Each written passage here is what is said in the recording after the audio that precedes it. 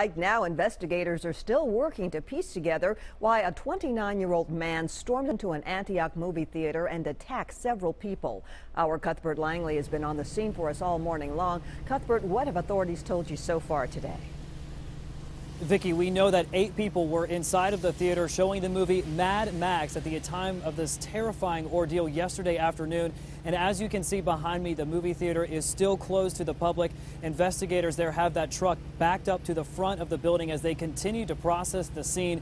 This as investigators are just beginning to dive into why Vicente Montano went on the attack. Gunshots outside the Carmike Hickory 8 movie theater sent people running Metro National 911 and prompted this frightening 911 phone call. He pulled out a hatchet and started attacking this family, and then he pulled out a gun, and we all ran out of the theater. We now know that hatchet-wielding attacker was 29-year-old Vicente Montano. Police say he went after a family of 3 with pepper spray and then hit the father in the shoulder with this hatchet. Nobody has been transported. There have been no trauma injuries at this point, and we're very thankful for that. Officer Jonathan Frith was the first one into the theater to take on the attacker, who authorities say threatened Frith with this pellet gun.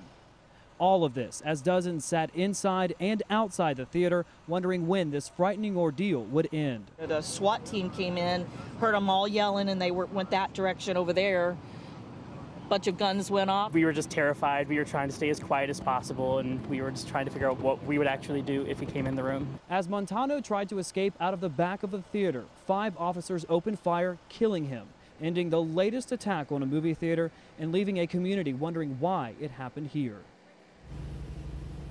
And this morning, several different movie theaters are beginning to reanalyze, relook through some of their policies regarding bags and purses. The Belcourt Theater, of course, near downtown Nashville, says they are asking everyone to leave their large backpacks and bags either in their vehicle or at home. And the Regal Cinemas Theaters is asking and saying rather that folks are now going to have their bags looked through if any employees think there's something suspicious in one of those bags. In terms of when this movie theater is going to reopen, Vicki, that still remains to be seen this morning. We will have continuing coverage of this Antioch movie theater attack throughout the day, beginning on News Channel 5 at 4 p.m. For now, we're live in Antioch this morning. I'm Cuthbert Langley, News Channel 5 HD. Thanks so much, Cuthbert. In other news, countless yard signs and TV ads later, today is finally Election Day here in Nashville. This year's ballot is a long one for the all-important mayoral race, with 7 candidates vying for our city's top job. It's very likely none of the candidates will win 50% plus 1. In that case, there will be a runoff election between the top 2 in September.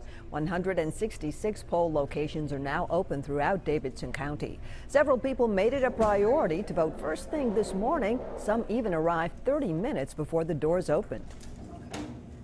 Nashville's growing right now. It has grown, and we need somebody good to manage the city. So we're out here making sure that our opinions are heard. Voters will be required to be at their current assigned precinct to cast a ballot. So if you've moved since the last election, be sure to double check that and also be prepared with your photo ID.